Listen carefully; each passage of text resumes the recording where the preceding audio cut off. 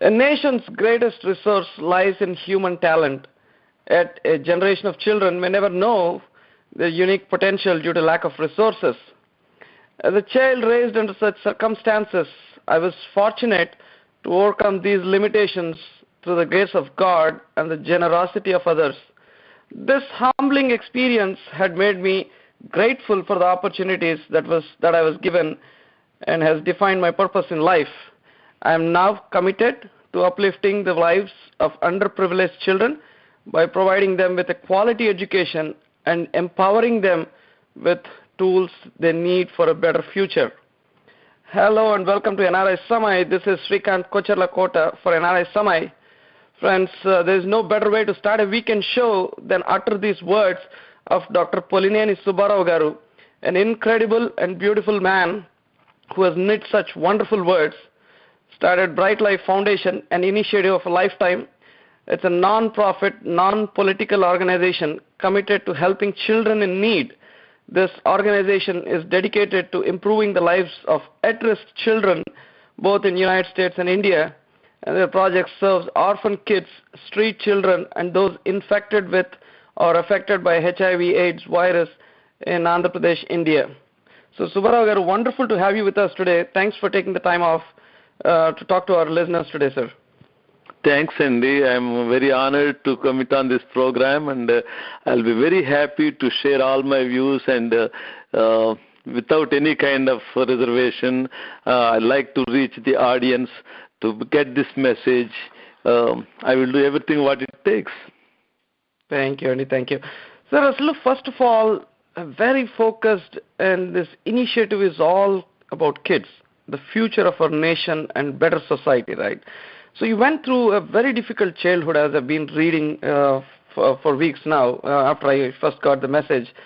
So, sir, can you share your story with us? And seems like your childhood had set the direction for you and the purpose of your life. If you could just share your story a little bit with our listeners, that would be awesome, sir.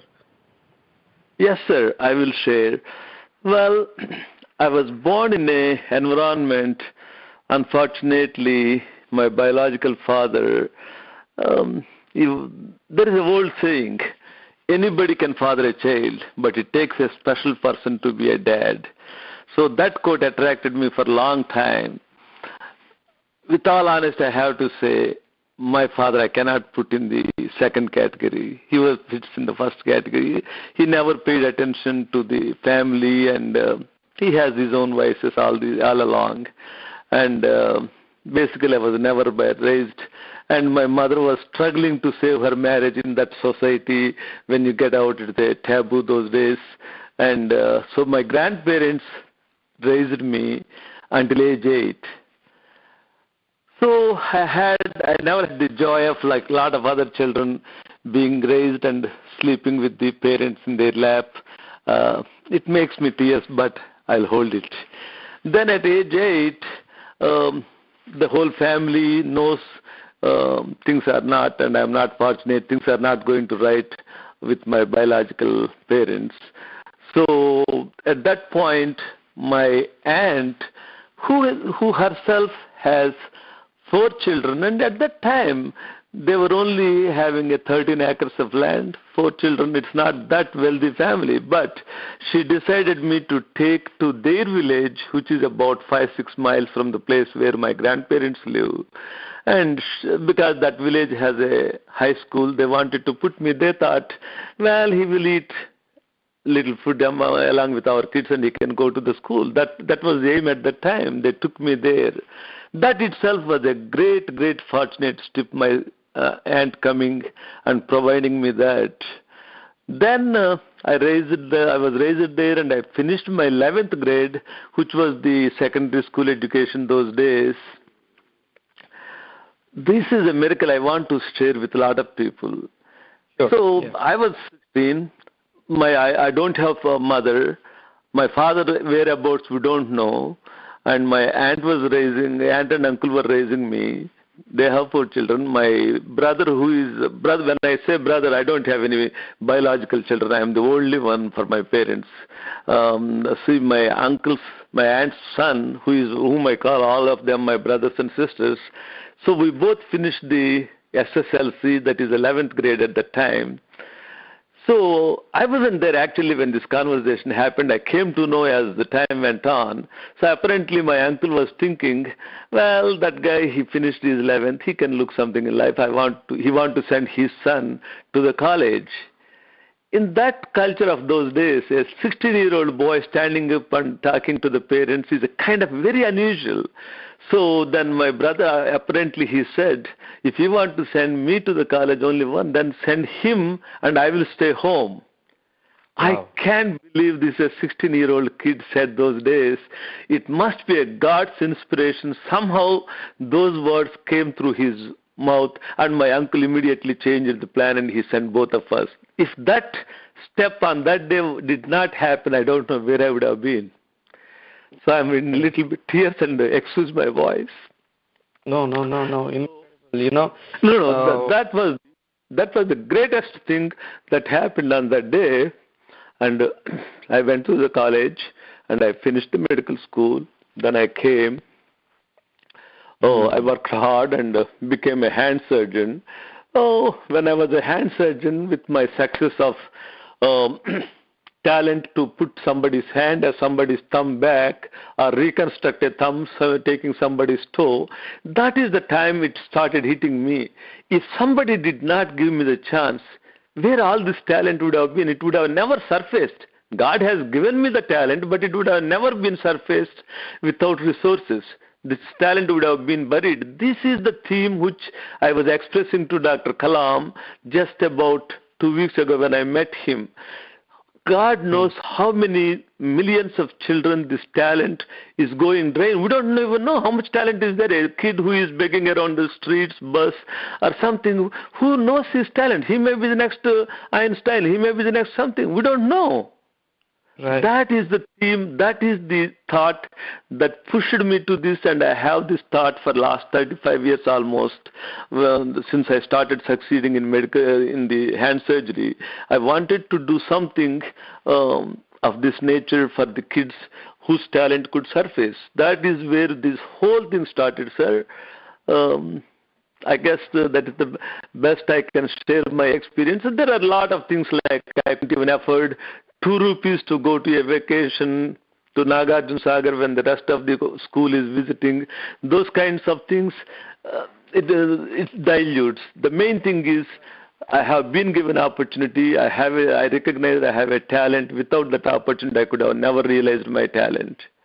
Absolutely. And then it's a heartfelt thanks to your aunt, your grandparents, and your brother, though not biological, but such an incredible person and very mature at that age of 16 or whatever it is, but incredible people. So we have when we look around, we see all these blessed kids, right? So who have all full-fledged entities of life, people filling their roles as mother, father, brothers, sisters, siblings. It looks like your life is one kind of a greatest lesson that dictated your future course of action, and also eventually we'll talk about the Bright Life Foundation as well.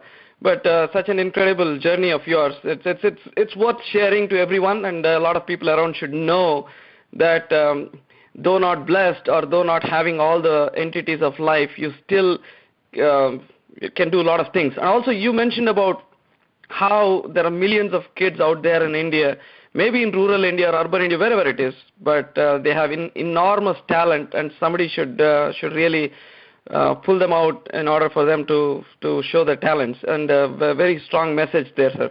Sir, I wanted to understand this. I read your website is good. I love it. You visited Haiti in a humanitarian effort, right? So what did you see there, sir, and how do you relate these conditions to India? That's wonderful thing. You gave me the opportunity to share. See, I have this thought of some philanthropic, charitable attitude, and to do something from age 30 onwards with my success and recognizing my talents.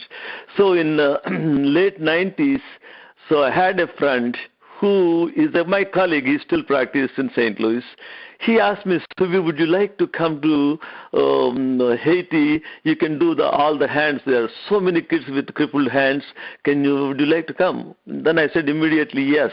I went there and I shared a small story. There was a surgeon in St. Louis. When I was finishing surgery and doing hand surgery, actually I was trained with him in my last year of surgery. So by the time I came back from hand surgery from Philadelphia, this gentleman, he has a massive hepatitis. Everybody thought he will die. I was just starting my practice in St. Louis. So fortunately he survived. At that point he realized there must be a purpose for me in God's vision why I am survived of this massive hepatitis. I would like to do something. That's how he started. He took a small room of probably a 20 by 40 feet size room, which was there in Haiti, Milo, M-I-L-O-T, Milo is the town where we go. There is a Sisters of a Catholic organization. He took that small dispensing clinic, and today he converted to, when I was going, he converted to 70-bed hospital, where we, as groups, go and do a lot of major surgeries, what we perform here, there. And the kind of environment that really stimulated me is, in the years when I went, right now, last 4 years, 5 years, I'm not going, I'm busy with the school. When we went, that place, it does not have power. It does not have any TV. It doesn't have phone. It is a small town of 4,000-5,000. So this Catholic organization, they used to have a small place for us to live for the doctors who go on visits. This is all done by that hepatitis suffered doctor. He took it from the United States. He used to organize the team 1 week like an orthopedic team, next week a gynecological team like that. And year round he sends there, and we go and serve there and come back. And that is how that became a very good place, and I went along with them. That gave me a conviction. If Dr. Dubuque can start a small room, a dispensing clinic, and turn to a 70-bed hospital, why can't I do it? I wanted to do for these kids all along. That gave me a very strong conviction and courage. Yes, if I go through this effort, who knows what happens, but I think it can be done. So that gave me enormous amount of impact in my life. And then as a surgeon there, I used to do the hand surgeries. I will tell one of the stories I would like to share to the audience. Sure. When I went, there were those kids, their club feet where they have born with the abnormal feet, and nobody corrects them, and then it becomes a problem. And one of the kids, I remember when I saw him, he's in his 15, 16 like this. He never walked. He used to crawl like a four-legged person, and he has huge callus on the wrists are bent, and the mother has to feed. Then that time, from the first visit, mother didn't tell she has to feed. So I took the one hand, the right hand, and did 3 different operations at 3 different times on my visits. And finally, that one hand came to use where he can feed himself, he can do the things, he can hold the pen, doing something. Mother came and said, "Doctor, this is the first time my child is eating on his own." That gives a huge fulfillment, and that hand is functional.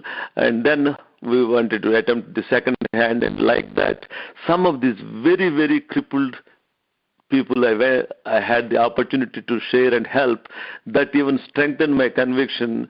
I used to go to India and do the things. I buy the instruments and do for the indigent people who has nasty hands, and corporate hospitals, they can't afford to go, and they're neglected and walking around. Those are the people I used to do every year I go to India. That also now I stopped with the school and my health. So those are the great things I can share with Haiti. And you can imagine if there are not that many, even small towns today in India, without power, without phone, without anything. Unless you are like living in a Nalamala forest, or you are living in somewhere in Himalaya foot mountains forest, like that kind of environment. And that's a great experience. Awesome, yeah.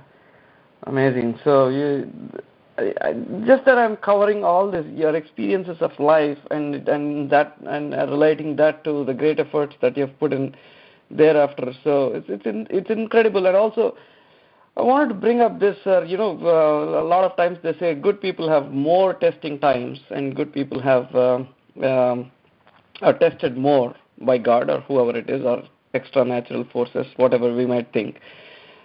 Sir, you suffered health conditions, right? And now you came back from all those. So I want to touch upon on this. How did this experience, and what did you learn from it, sir? How different are you a person after that? After your the health issues that you had after that? So again, this is a amazing experience. See, I never thought I had any kind of a health problem. I was fortunate for 67 years of my life. I never took a day off from work. I never had to call myself sick. I was in robust health, and I hardly took any medication until 2010. 2010, they told me I have a little diabetes. That's not a big deal. And my blood counts were not coming well. And so in 2011, I went through a lot of tests, but they said there's nothing and everything is going fine. We had the liver tested and all. There was nothing alarming at that time. So 2011, December, the entire family was here. We had a good time. 2012, January 5th or 6th, one of those days, first time I experienced a little bit, as soon as I eat, it's kind of a bloating sensation. It's nothing major. No pain, no jaundice, nothing. So then I went to the hand meeting and came back, and I called a gastroenterologist who shares the door next to me, and I said, hey, Larry, this is what's happening. And he said, yeah, we checked your stomach and colon, that was fine. Without even seeing me, instead of blowing that minor complaint, what he did is he ordered ultrasound and CT scan of the abdomen. Even yesterday I told him, Larry, if you didn't order the CT scan, we would have never thought of I had a cancer and that could have gone out of the system and I would have not survived. Yesterday only I told him, so many times I told. He said, no, don't tell. You always give credit to me. So then he ordered that. Then all of it, the radiologist, just like this, Saturday morning around this time, he called me, hey, you had this CT scan this morning? Hey, it shows it's not the same CT scan a year ago. Now it shows possibly cancer. Oh my God. I went there and he showed me the lesion. He said, let's get the MRI.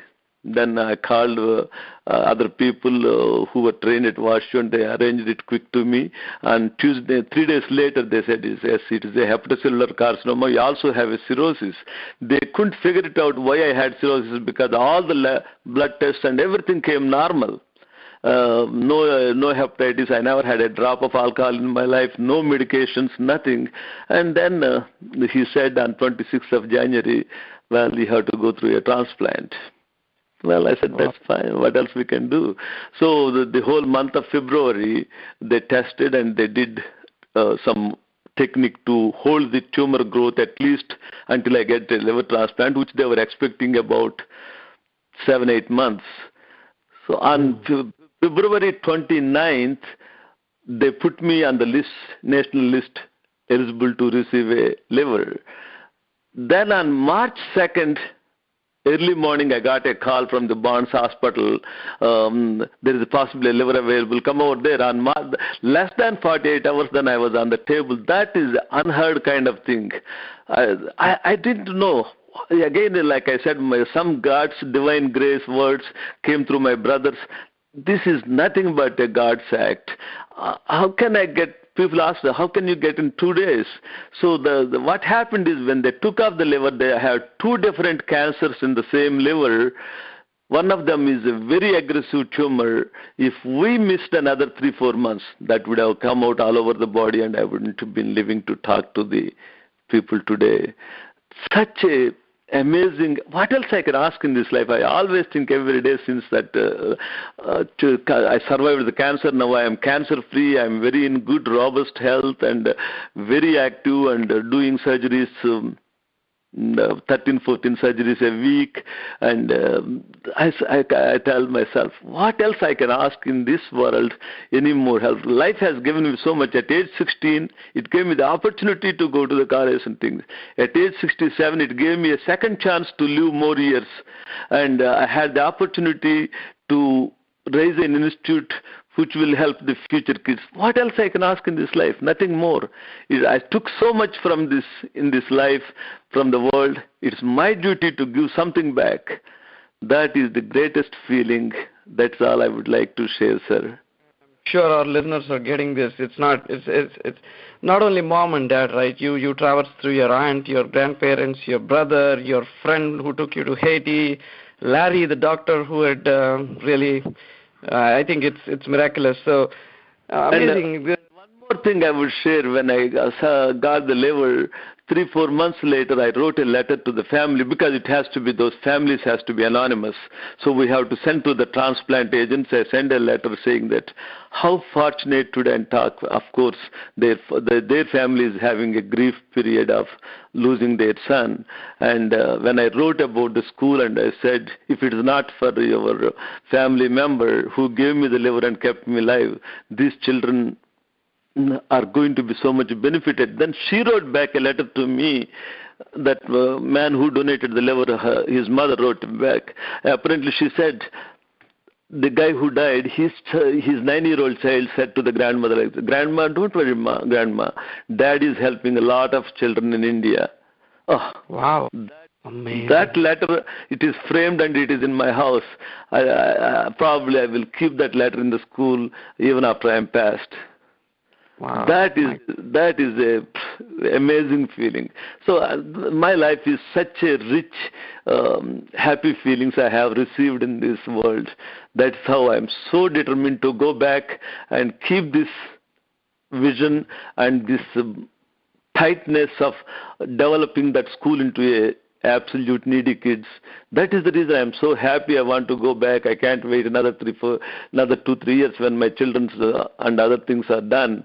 If I can raise the funds, and I want to go there and sit there and make sure that institute becomes what it meant to be started. Absolutely. And also when I'm hearing to all the conversation right now, I feel some kind of strong divine connections happening all throughout your life.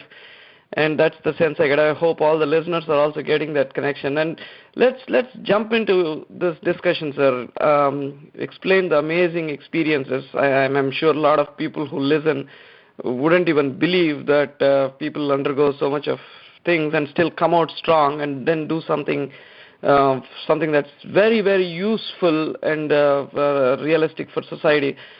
So let's talk about Bright Life Foundation, your dream, your vision, your passion, your goal, or whatever we call it.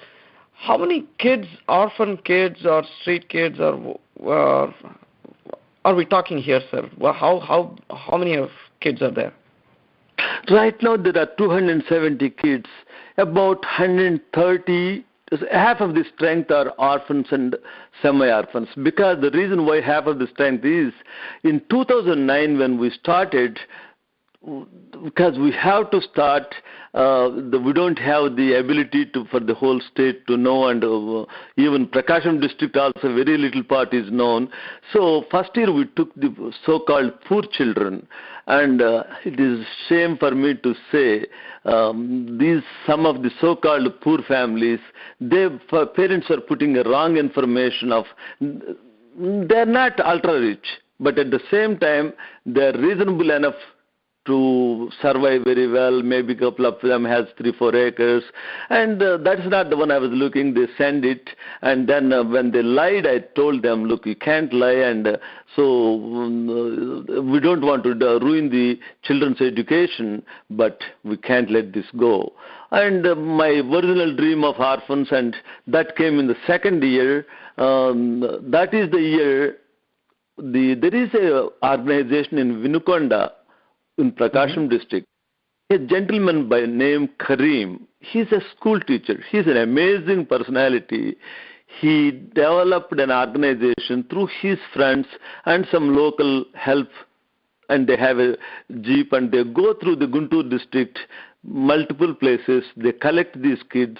They get their information, their parents' death certificate and everything, and they talk. And he tried to place them in good schools. That is how he came to know us and we came to know him. So in 2010, when he brought first 10 orphan kids, he said, some of them are HIV positive. Can you take, sir? I said, I love to, but this year we don't have the facilities. And then I thought for a whole 1 year, and I even had to argue with my wife and other family members. No. Look, an orphan kid is an unfortunate kid. He lost the parents. Look at these HIV orphans. They lost their parents, and the parents who, while they're alive, they gave them a stigmatic disease. So they are hit twice. They are hit twice, losing the child, losing the parents, at the same time stuck with the disease. They are the one most needed in this world, and that is how we decided to take in 2011 those kids, and 2010 we start taking the girls, and that's why now it is a mix of half and half. But now, last year, there is nobody else other than orphans. Samay orphans came. This year, again, exclusively those people. Probably in 2-3 years, the entire school population would be orphans and semi-orphans and street kids. So that's happening. And right now, with this currently admissions going on, and I tell you, I share a thing about when I talked in meetings and cousin presentations. Probably Gudapalli might have known about 3 months ago. I was at a fundraising thing. I was there, and I said, my vision is someday, somewhere in Andhra Pradesh, in a rural place, something happened, a calamity in the family. At least if the neighbors know there is a school in Martu to help them. That is the vision I'm looking. I said. That words came true exactly a few months later. So 3 weeks ago when I went to India at the school, they brought an incident. Just 2 months ago, a lady killed her husband and she's in the jail. The family, those 3 children doesn't have anything. The old grandmother, she is trying to take care of this. I listened to the history carefully and I asked them very critically how much assets are left. She said nothing. There is a 15 cents of land for the way they can put huts for three of her boys. One died, one before gone, he's doing somewhere. So they have a 10 cents of land left other than the hut which they have. And these kids were growing there, and the remaining only member in that his father's generation, he himself has 3 kids and he works every day field labor. So these 3 kids, in the middle of the year, I keep telling you, our admissions are not confined to one time of the year. In a special situation, they can walk in any time.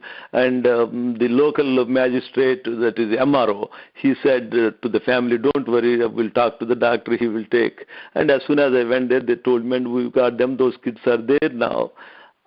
I'm very happy for those kind of kids who take year round, and other kids, sometimes, not sometimes, lot of this year, for example, there are about close to 30-35 kids came. They finished their 4th grade. Some of them, they didn't go to school for a year or 2 because the parents died.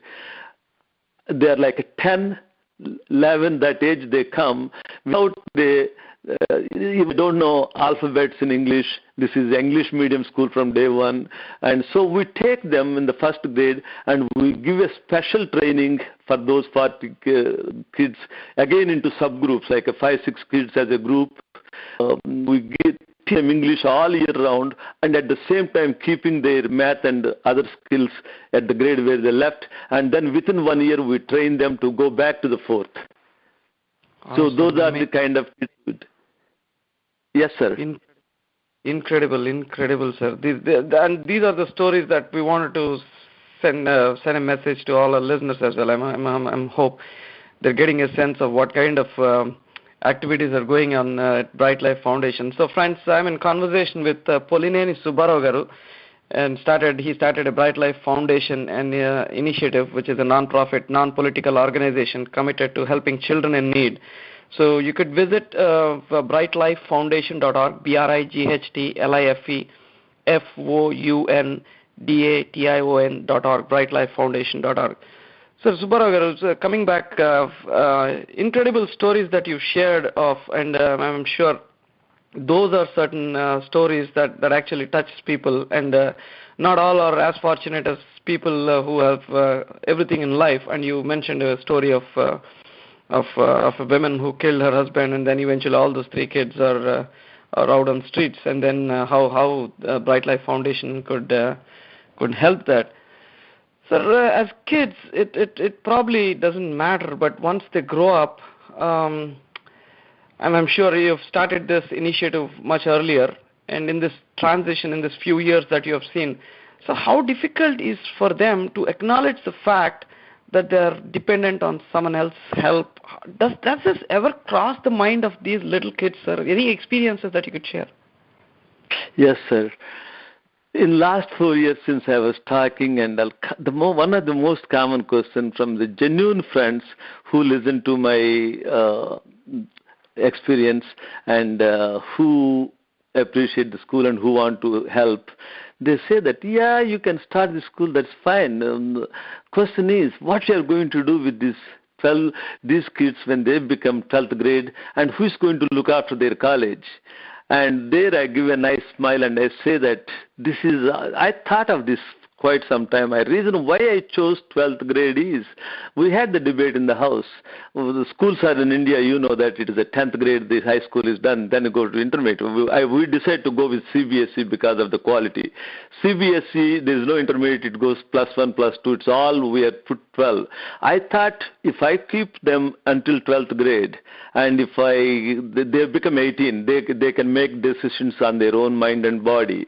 And these kids at 12th, I have a strong feeling, like I believe there is so much talent, God knows how much is there. At least half of them will go to the colleges. That was proven in the first year itself.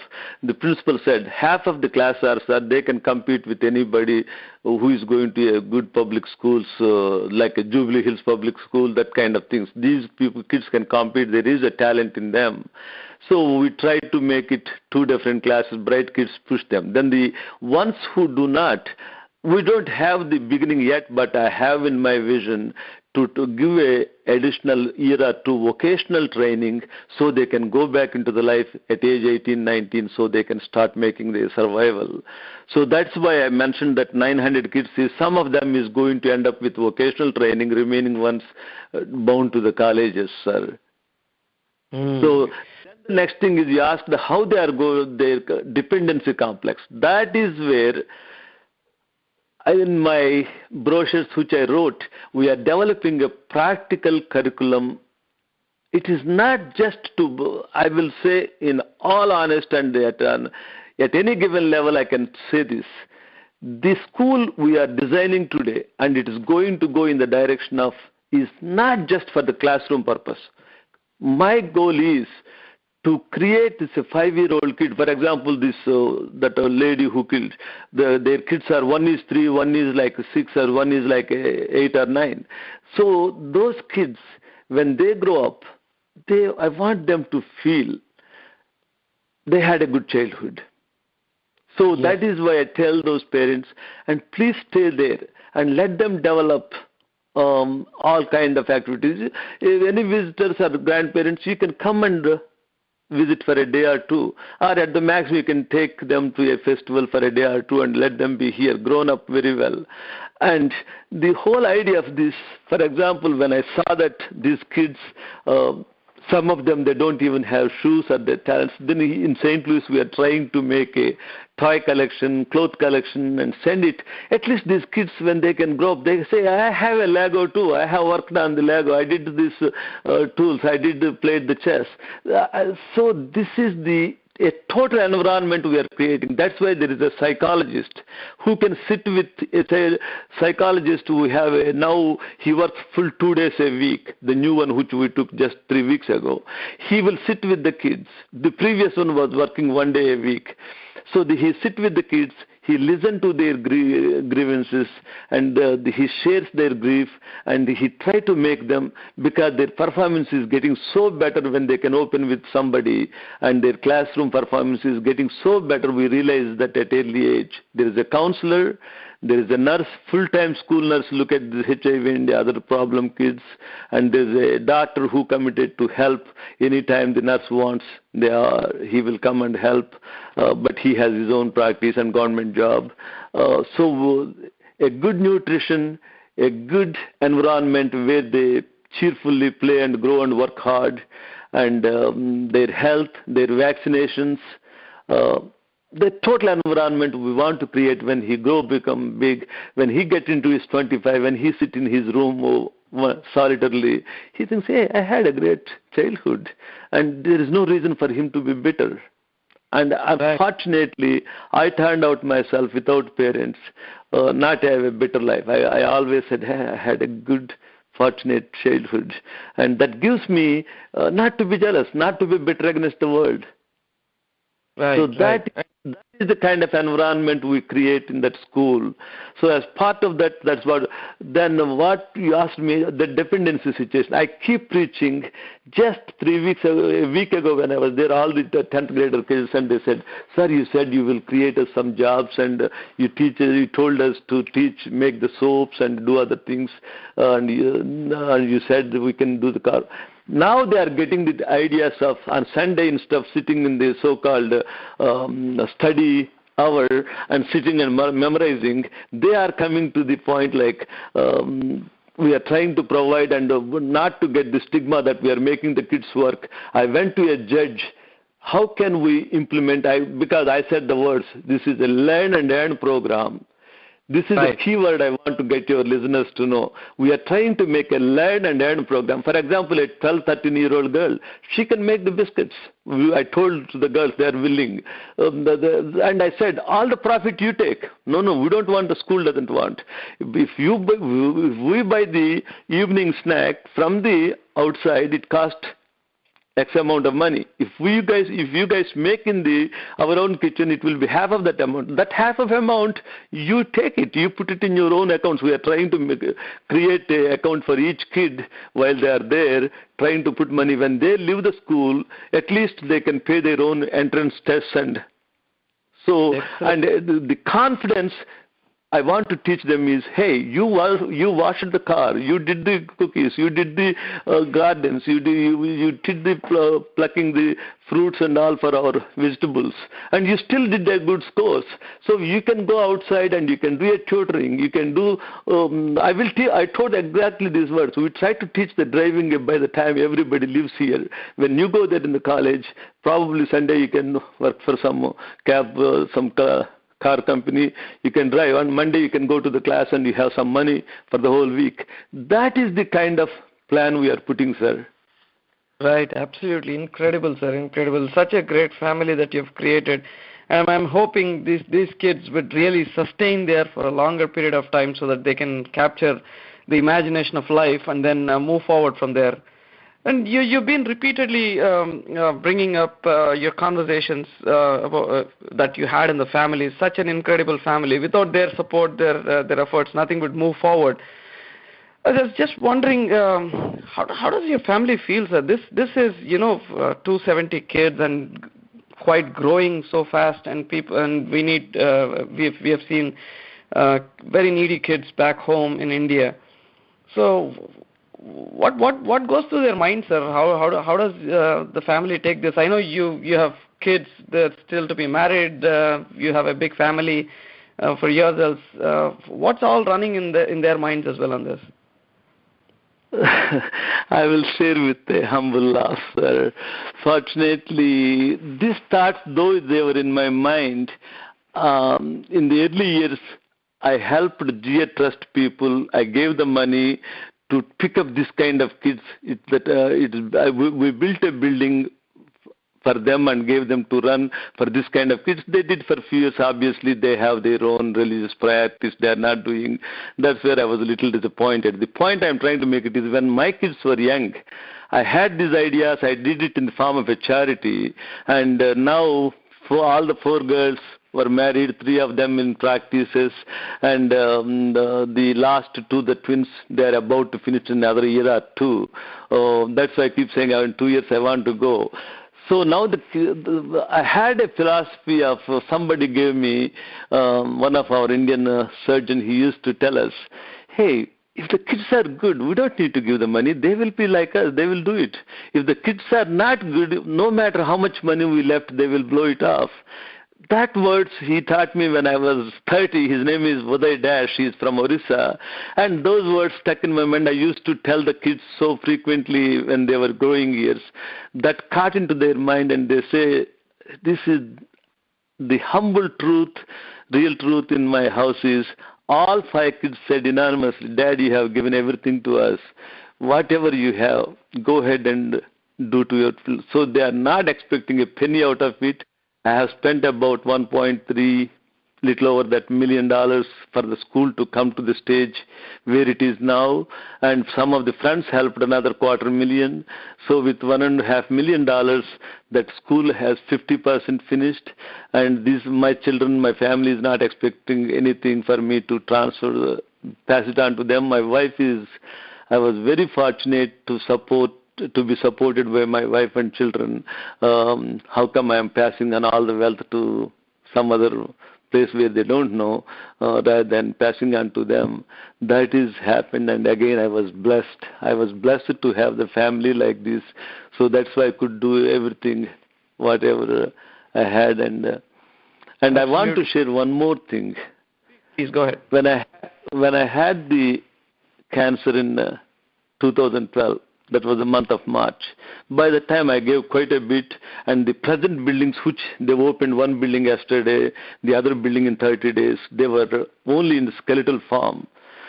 So I didn't even share this to anybody except few kids at home in India. And even the family members I haven't shared completely. So I was in bed with cancer surgery done. Hey, what should happen to this school? The dilemma I went through is, whatever the assets which are left, should I leave it for the wife? So that because when you are coming out of cancer, you don't know what is your life. So should I leave it for her and the children, or what should I do? I thought, and I came to a conclusion, I'm not exaggerating. Look, she can survive. The kids can all doing well. They can survive.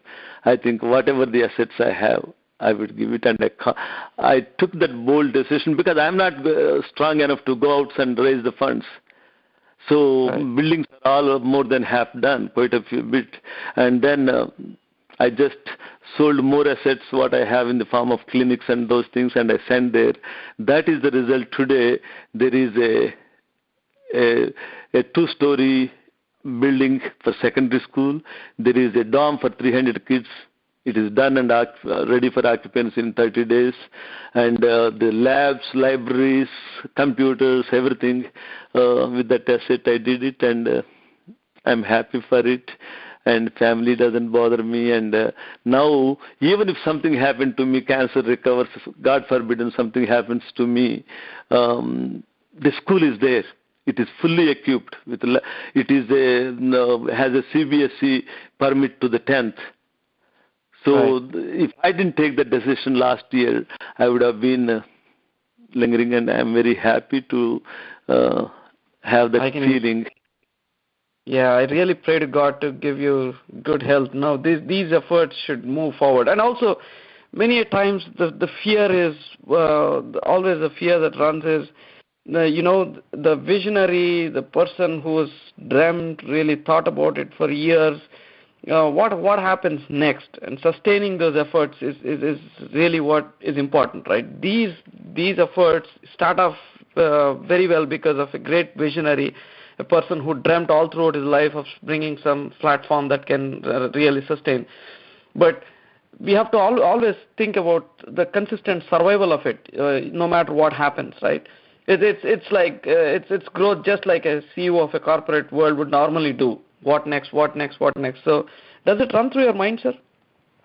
Yes, sir. That is, as I said, I want to go in 2 years. right now I feel very strong, and I feel like, it's only God knows, nobody knows, I feel like I have another 10, 12 years of life. That's how I feel. I want to go there and put these things, put a strong imprints into that. The guy who walks next to me, it's not easy for him to change my vision. That is I want to do. Second thing is, one of the blessings I had is my older daughter, she has enormous passion to this project, and God, when I am sick and she works like a 2 jobs, she works as a physician and at the same time do this enormous work, and I'm teaching her how to go through the ropes, and when I'm gone, at least she will continue the passion of the family. To that I'm trying, and God decides what happens. But my biggest thing is why I'm alive. I want to make this mold where this is started very strong, so that some guy come and change overnight. It won't. I try to do everything. He won't do overnight, because if you develop a strong mold, it's not easy to break the mold overnight. It takes decades. So that is the plan I have, sir. Very true, sir. Yeah, and if strong foundation is there, it's really hard to break it. That's very true. And that is the reason. Go ahead, sir. That is the reason I want to go back quick and still keep my productive years in making that foundation so strong and molded. It's not easy to change it. That's what I want. True. Yes, sir, and also I visited your website, and $10 a month for each kid. Not a lot, right? Very realistic. And, because I have dealt with a few charities, few areas wherein it's tough for people to even think about it. When somebody comes and asks for a donation or whatever it is, that sense of, I can't reach to that extent of offering, because no matter what, in US things might be different, in India things might be different. Donating for causes is not as rampant in India, which we see in other places. Not on a bigger scale. I'm just saying the sense of that, because of the kind of environment we were in. $10 a month, very realistic. What's the response you see, sir? What's the plans going forward? I want you to really tell our listeners how simple this could be to make a difference for an orphan kid or a street kid or a kid stuck with, as you mentioned, the mother killing husband, and then kids getting onto streets. So could you please enlighten on what kind of response you see, and what are the plans going forward, sir? Yes, sir. As I said, right now there's a 50,000 square feet of buildings were built. That house, there is one of our Indian friend from Philadelphia. He donated a $50,000, and if I can raise another $100,000, the elementary school also will be built. That means the elementary school, the secondary school, the dorm, the auditorium, the playgrounds, they're all falling under the capital spending. So the next thing is, what we need is, right now we have about 20 acres of agricultural land and a dairy, and we take to the lease another 15 acres, and most of the food, 75-80% of the food what we that school consumes, we are getting our own fields. So next year we are targeting to get 95%, including the oil, like raising by sunflower seed, we have our own oil. So things like sugar, which we can do it, we have to buy. We are trying to come to a full sustainability. So the reason I am emphasizing that is, so with the buildings are done, school permits are done, good quality staff acquiring, and then the food is the next big item. That is where I am feeling I can buy another 25-30 acres as the children grow. A good solid 60-70 acres of land would constantly produce the food. Then what is left is the teacher salaries and maintenance. This was taken from the day one when I first printed my brochure, when I first started sharing my ideas. I said, this infrastructure, I put like a pie chart. I divided it into 4. One is the infrastructure. The second one is the maintenance. Third one is corpus fund. The second one is the fourth column is maintenance and staff salaries, infrastructure, and the buildings. So out of those, so far what we have achieved is we have the infrastructure. We have the buildings for at least 300 kids. If we put few more floors on the existing buildings, there will be 600 kids. And if needed, we can put one more floor. That is very doable thing. Then the land, we already have a self-sustainment food if I buy a little bit more land. These are two in the doable things. The biggest thing is how to run this forever. This is where this $10 campaign comes. Just this is how I calculated, sir. If somebody gives $10 a month, okay, for a year, that's about $120. I was asking for 1 or 2 years, anybody. So if I can have 5,000 people for 2 years, that is about 1.2 million. So I want to reach the massive number of population with $10 a month, which is not hurting anybody, because some of the friends has given bigger amounts in the building construction. So if I can put that 1.2 million into the State Bank of India, that gives about roughly 45 to 50 lakhs a year. That keeps the salaries and paying bills goes. Whereas non-teaching staff, we already have a auditorium which right now we are using for classes. Now we remodel a little bit, and then we start giving the rentals to the weddings and all. We have developing the school campus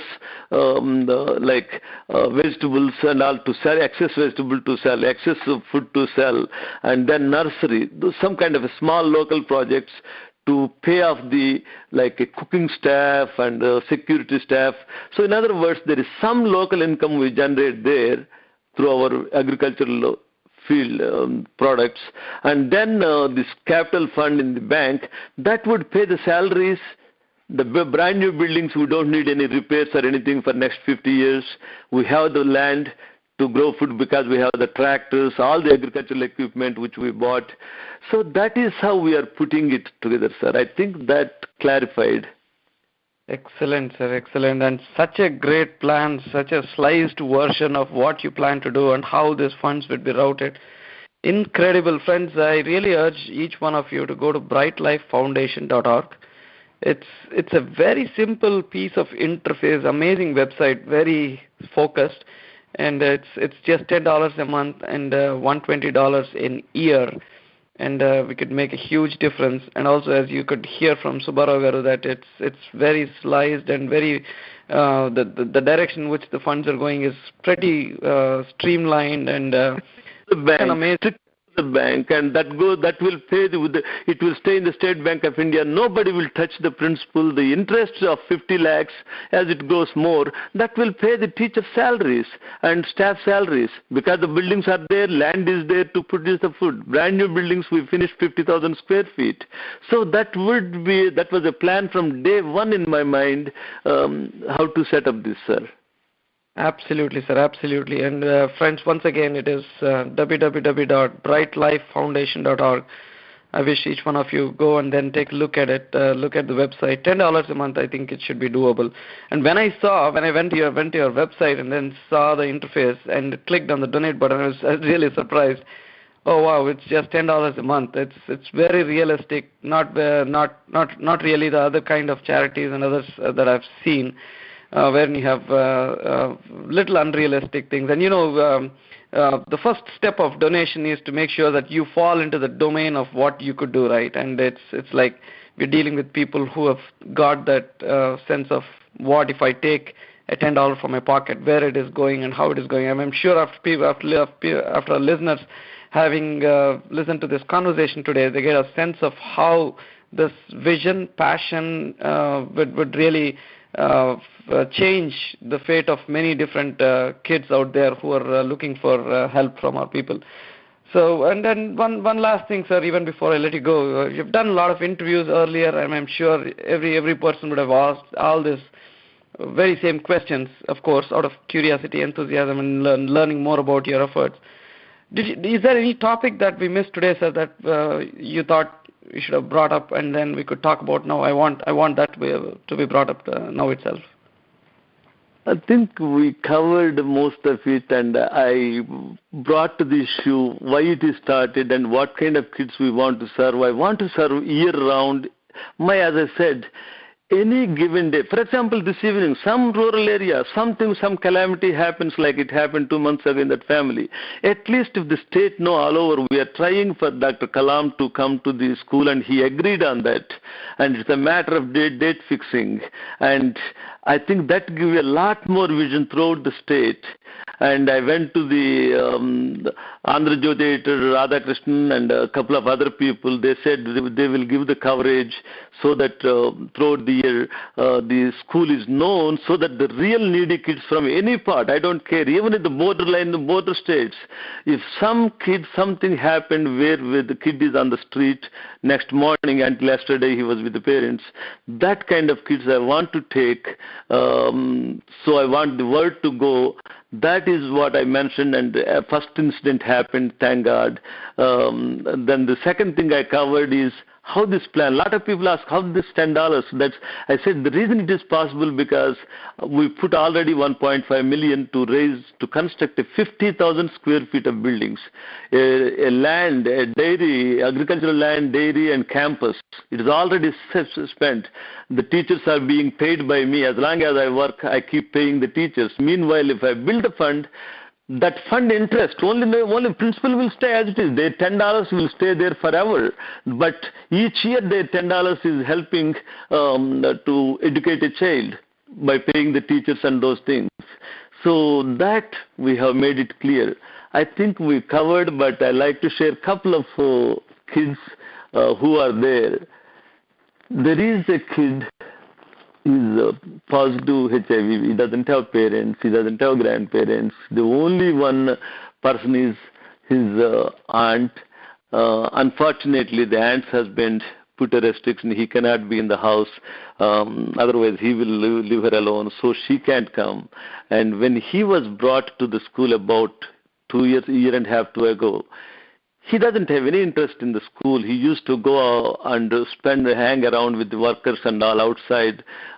Now that kid is totally turned. He's a very bright kid in the class, and I asked him when my daughter was there, he spent so much time, and he says, when I went there last month, he says, hey, I went there this month, actually I came a week ago, and he said, sir, how is Kavita madam?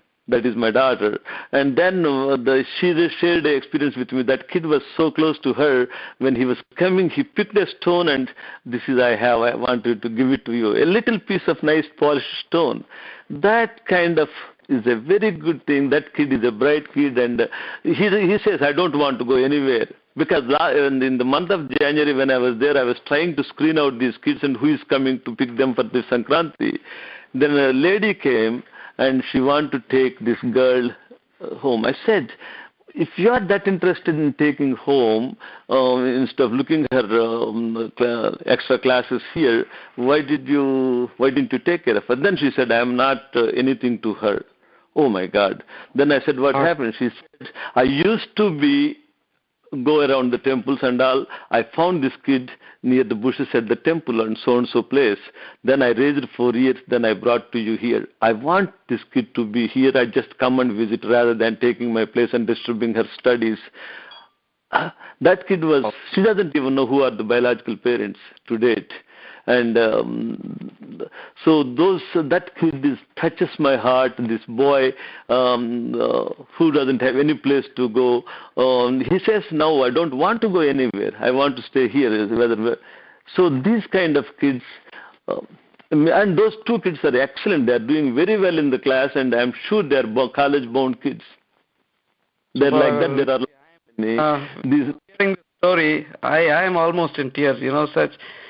Life is such I don't know, we can't go the philosophical route here, but still, such an incredible story that you have brought up. So this kind of connection is what is needed. The trust was broken amongst our people long time back, but seeing people like you, sir, I'm seriously feeling that this world is going to be transformed very soon, and I'm seeing good people, honest people, nice people dedicated, passionate, compassionate people coming forward and taking these initiatives. I'm sure the world will be much better, sir. I just want to finish with 2 words. Sure. Quite some time ago, I read a quote. It's stuck in my mind. I didn't read it from any book. I was reading at the back of a truck. Life is God's gift to you. How you use it is your payback to Him. I put it on our brochure on the Bright Life Foundation. When Kalam saw it, he said, "Oh God, that's good. He was very appreciative of that quote. That I truly believe it. God's life is a God's. Today I'm living. It's a God's gift to me. He gave me a second lease. How I use it is at least my payback to Him." Another thing I would say is, because somebody said you can't change the world, because some of the friends told me, you're not going to make any change in that country. I said, that's true, but I'm not going to stop what am I doing because I can't change the whole country. I can be a part of that, like Gandhi says, be the part of change. Unless you are there, you can't bring the change. These are the 3 quotes I believe, and the last one is, as Vivekananda said, if poor cannot get to the education should go to the poor. Oh, awesome. Very good, very good. So those are the last 4 things which I constantly remember and think of every day. I would like to share, and I'm very, very happy and thankful to you for giving me the opportunity to share the Bright Life to the audience. And hopefully in future I can come to the Bay Area and meet a lot of people and have some kind of live seminar for a lot of youngsters who can share these views and help the Bright Life Foundation. Absolutely, sir. Absolutely. We'll be delighted. At Los Angeles, at NRI Samay, when we did an interview with CNN hero Narayanan Krishnan, we requested him to be here, and then he was here, and we could definitely help Krishnan in the best possible way. And I'm hopefully the listeners, if you're listening to this conversation and you wish to share your ideas, thoughts, write to nrisamay@gmail.com. If you're in Bay Area, anywhere in US, anywhere else in the world as well, do let us know. Write to nrisamay@gmail.com. We'll try to connect you to Subbarao Polineni garu, and then you could be part of his efforts as well. Subbarao garu, it's a great honor. It's a great delight. It's with all happiness talking to a wonderful, compassionate man. I'm personally happy, and I'm sure listeners have got a sense of how world could be transformed if some realistic, honest efforts are taken up. So thank you very much, sir, for your time today. Thank you, sir. Thank you very much, and I appreciate you. Here is Srinivas, and I will give the phone to him to say hello to you, and I'm so thankful to Srinivas for getting me this opportunity. Here is Srinivas. Yeah, excellent. And Srinivas garu, Vani garu coordinated all these efforts. It's incredible. You're surrounded by a sea of fascinating people, and I've met Srinivas garu personally in New Jersey, so I'm thankful to Vani garu and Srinivas garu for making this happen, sir. Thank you, Srikant. Thank you for giving us this opportunity, and it's a privilege for me, especially be with you as well, Dr. Subbarao garu. And I'm trying my best to help him, and I'm proud of to be part of this campaign as well, part of this institute, I can say. Thank you very much. Absolutely, Srinivas garu. It's time now. Everyone thinks in best possible way, whatever they could help. And friends, you could connect us to facebook.com/NRI Samay. You can also write us on twitter.com/NRI Samay. Write to us an email, post us an email at nrisamay@gmail.com. And thank you very much for listening to this show. Wonderful show. And also please visit www.brightlifefoundation.org, brightlifefoundation.org. And wherever you are around this world, very warm good morning, good afternoon, good evening. Have a wonderful weekend. Thank you very much for tuning in today. Thank you. Bye. Thank you, Srikant. Yeah, thanks, Srinivas garu. I appreciate all your help on this. Oh, thank you very much. Thank you. Thanks to NRI Samay too, for giving us this wonderful opportunity this morning. Thank you, sir. Bye.